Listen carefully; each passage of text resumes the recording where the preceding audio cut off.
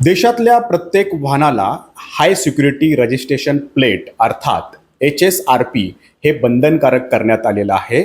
मात्र याचीच नोंदणी करताना तुम्हाला गंडा घातला जाऊ शकतो.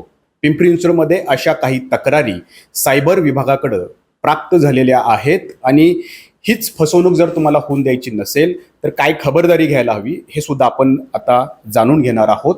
आपल्यासोबत सायबर विभागाचे PI रवी किरण नाळे सर आहेत. सर, काय नेमक्या तक्रारी आलेल्या आहेत आणि कशी वाहन चालकांची फसवणूक झाल्याचं आपल्याकडे तक्रारी प्राप्त झाल्या? शासनाने वाहनांच्या सुरक्षेसाठी 2019 पूर्वीच्या वाहनांना उच्च दर्जाची सुरक्षा मिळावी म्हणून ही सिस्टम आणलेली आहे. जर महाराष्ट्र शासनाची जी अधिकृत वेबसाईट आहे ती आहे transport.maharashtra.gov.in.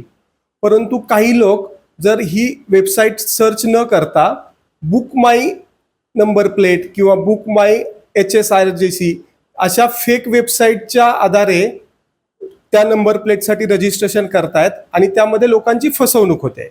तर हे लक्षात कधी येते मग लोकांना आपली फसवणूक झाली?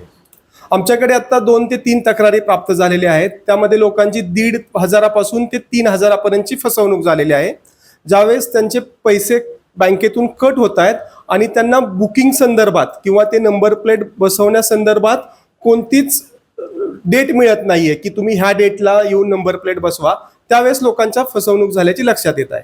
सर, देशात करोडो अशी वाहनं आहेत आणि प्रत्येक जण या HSRP मध्ये नोंदणी करण्याचा प्रयत्न करतायत. काय खबरदारी त्यांनी घ्यायला हवी म्हणजे त्यांची फसवणूक होणार नाही?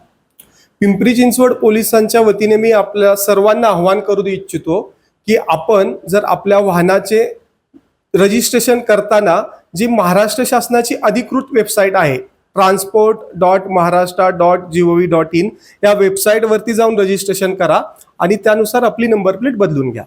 तर देशभरात HSRP बंधनकारक करण्यात आलेला आहे आणि त्यानंतर प्रत्येक जण आपल्या वाहनाला HSRP नंबर प्लेट लावण्यासाठी गुगलवर जाऊन नोंदणी करत आहेत. परंतु ही नोंदणी करत असताना अनेक जे बहाद्दर आहेत त्यांनी फ्रॉड वेबसाईट या ठिकाणी बनवलेल्या आहेत आणि त्याद्वारे ते तुमच्यावरती सायबर हल्ला या ठिकाणी करतायत, तुमची फसवणूक करतायत आणि तशा तक्रारी आता प्राप्त होऊ लागलेल्या आहेत. जर तुम्हाला तुमची फसवणूक होऊ द्यायची नसेल तर सायबर विभागानं जे आव्हान केलेलं आहे, सरकारनं जे आव्हान केलेलं आहे त्याच अधिकृत वेबसाईटचा वापर नक्की करा. नाजिमुल्ला, ABP माझा, पिंपरी चिंचवड. ABP माझा, उघडा डोळे बघा नीट.